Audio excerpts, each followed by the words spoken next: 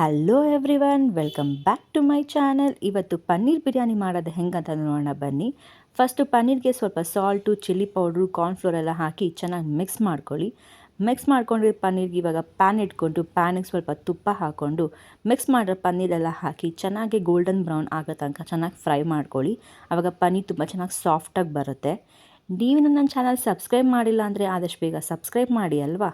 ಅದೇ ಪ್ಯಾನ್ಗೆ ಸ್ವಲ್ಪ ಆಯಿಲು, ಸೋಂಪು, ಚಕ್ಕೆ ಲವಂಗ, ಬಾತೆಲೆ ಮತ್ತು ಒಂದು ದೊಡ್ಡ ಸೈಜ್ ಈರುಳ್ಳಿ ಹಾಕ್ಕೊತಾ ಇದ್ದೀನಿ.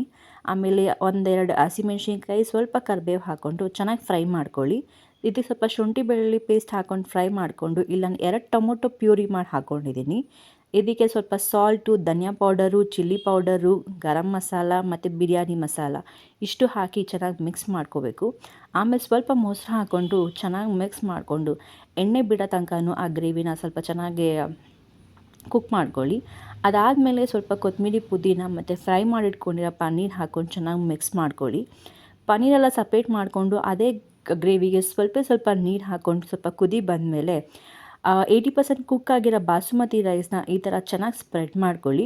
ಮೇಲ್ಗಡೆ ಫ್ರೈ ಎತ್ತಿಟ್ಕೊಂಡಿರೋ ಪನ್ನೀರ್ ಹಾಕ್ಕೊಂಡು ಸ್ವಲ್ಪ ತುಪ್ಪ ಹಾಕ್ಕೊಂಡು ಲಿಡ್ ಕ್ಲೋಸ್ ಮಾಡಿ ಒಂದು 10 ನಿಮಿಷ ಲೋ ಫ್ಲೇಮಲ್ಲಿ ದಮ್ ಕಟ್ಟಿದ್ರೆ ಬಿಸಿ ಬಿಸಿ ಪನ್ನೀರ್ ಬಿರಿಯಾನಿ ರೆಡಿಯಾಗಿದೆ. ನೀವು ಮನೇಲಿ ಟ್ರೈ ಮಾಡಿ ಹೇಗಾಗಿತ್ತು ಅಂತ ಕಮೆಂಟ್ ಮಾಡಿ ಹೇಳಿ, ಓಕೆನಾ. ಈ ವಿಡಿಯೋ ನಿಮ್ಗೆ ಇಷ್ಟ ಆದರೆ ಪ್ಲೀಸ್ ಸಬ್ಸ್ಕ್ರೈಬ್ ಮಾಡ್ಕೊಳ್ಳಿ ಅಲ್ವಾ. Thank you for watching.